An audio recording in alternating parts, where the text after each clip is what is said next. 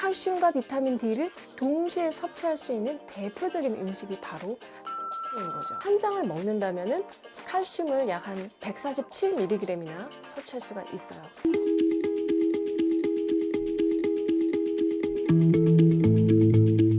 안녕하세요. 정선화자 라이프 레시피 정나래입니다. 골다공증을 예방하고 또 관리하기 위해서는 칼슘이 하루 약 1000mg 정도가 필요한데요. 2021년도 국민영양 통계 자료를 보면은 우리나라 50세 이후 남자의 평균 칼슘 섭취량이 552mg, 여자는 452mg이에요. 그러니까 절반 정도밖에 안 되는 수준이죠. 이렇게 되면 뼈가 점점 약해질 수밖에 없는데요. 우유는 200ml, 그러니까 한 컵당 칼슘이 200mg이나 들어있기 때문에 고칼슘 식품이지만 한국인 중에서는 우유 자체를 소화시키지 못하는 분들이 많고, 또 유방암 같은 어떤 호르몬 계통에 기저질환이 있는 경우에는 우유 섭취를 주의할 필요가 있기 때문에 제한이 좀 있습니다. 그래서 오늘은 우유나 유제품 말고 칼슘 섭취에 도움이 되는 음식들이 뭐가 있는지 5가지를 제가 콕 집어서 알려드릴게요. 우유 말고 칼슘이 풍부한 음식, 자, 첫 번째는 멸치입니다. 멸치는 칼슘의 왕이라는 별명이 있을 정도로 칼슘이 풍부한데요. 자, 크기에 따라서 조금씩 다르지만 밥 반찬으로 많이 드시는 잔멸치는 100g 기준으로 칼슘이 913mg 들어있으니까 굉장히 많은 거죠. 우리가 보통 반찬 가게에서 살 때 그 멸치 한 팩이 100g 정도 되거든요. 그래서 반찬으로 나눠서 그렇게 드시면 되는데, 멸치를 칼슘의 왕이라고 하는 이유는 칼슘 양 말고 또 먹는 방법이 의미가 있기 때문이에요.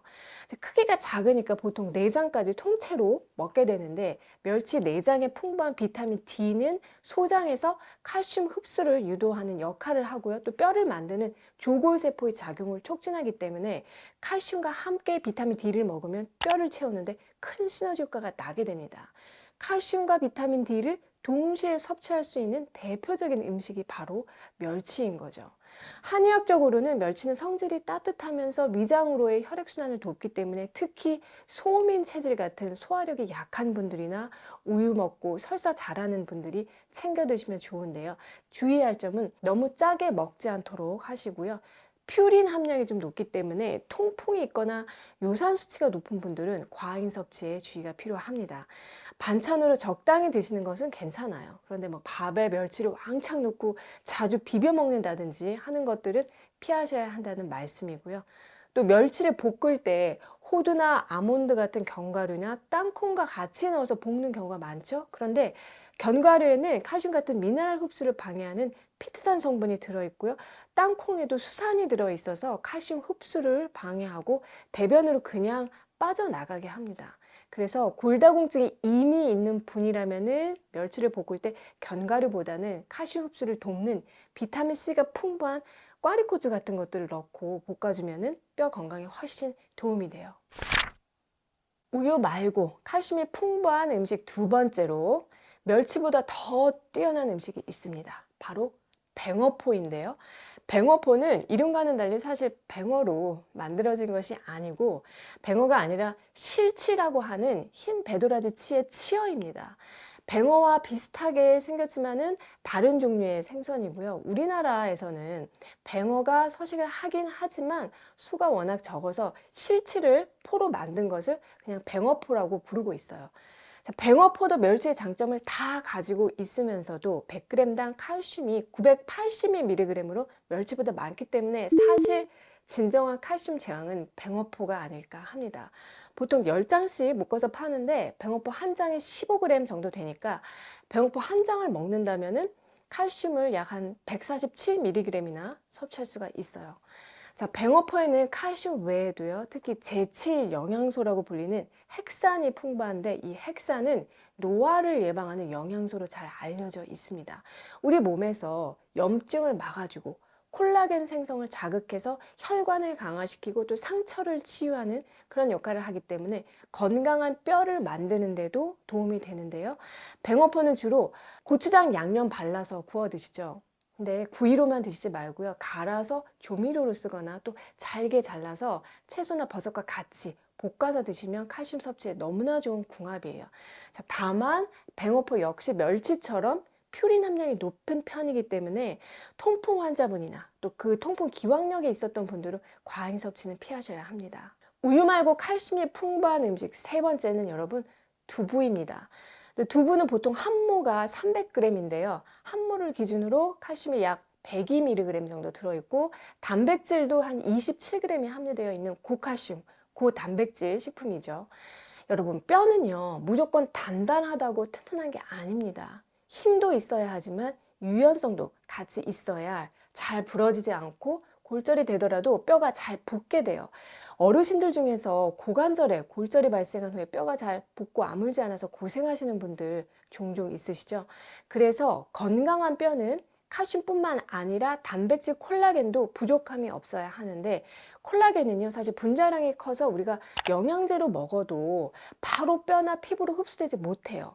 아미노산으로 일단 작게 분해가 되었다가 다시 재합성이 되어야 하는데 콜라겐이 합성될 때 재료가 되는 아미노산이 풍부한 대표적인 음식이 바로 콩이죠. 예를 들어 콩에는 글리신 같은 콜라겐 아미노산이 풍부한데 다만 콩만 먹으면 가스 차고 소화 안 된다고 하는 분들이 있어요.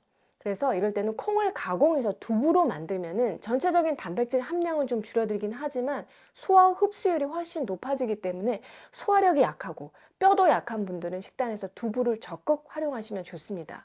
뭐 구워서도 먹고 또 국에도 넣어서 먹고 요즘은 두부로 만든 두부면도 있어서 다양하게 드실 수가 있는데요. 자, 주의할 점은 시금치와는 같이 드시는 것은 피하는 게 좋습니다. 시금치 그 옥살산 성분하고 두부의 칼슘이 만나게 되면 수산 칼슘이 만들어지는데 이런 이유로 인해서 뼈로 가는 칼슘 흡수는 줄어들고 또 결석을 유발할 수가 있기 때문에 특히 결석이 있었던 분이라면은 두부하고 시금치 궁합은 피해 주세요. 우유 말고 칼슘이 풍부한 식품 네 번째는 십자가 채소인데요.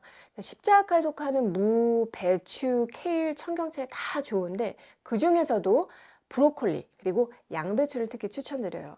기본적으로 채소들은 제가 좀 전에 말씀드린 뭐 멸치나 뱅어포, 두부에 비해서는 1회 섭취 시에 먹을 수 있는 칼슘량이 많지 않습니다. 그럼에도 드셔야 하는 이유는 세 가지 이유 때문인데 일단 항산화 성분이 풍부해서 체내에서 만성염증을 없애준다는 거. 우리 몸에서 염증 수치가 높아지게 되면요 뼈에서 칼슘을 빼내서 사용하기 때문에 뼈가 점점 약해지게 됩니다. 그래서 채소들로 염증 관리를 같이 할 필요가 있고요. 또 연구에 따르면 특히 십자가 채소를 섭취했을 때 칼슘이 대동맥에 쌓여서 석회화를 일으킬 가능성이 46% 줄어든다고 보고된 바가 있습니다. 칼슘제 같은 고농축 칼슘을 먹긴 먹었는데 뼈로 흡수가 되지 못하면 혈관에 쌓여서 석회화를 일으킬 가능성도 있다는 것을 우리가 염두에 둬야 해요.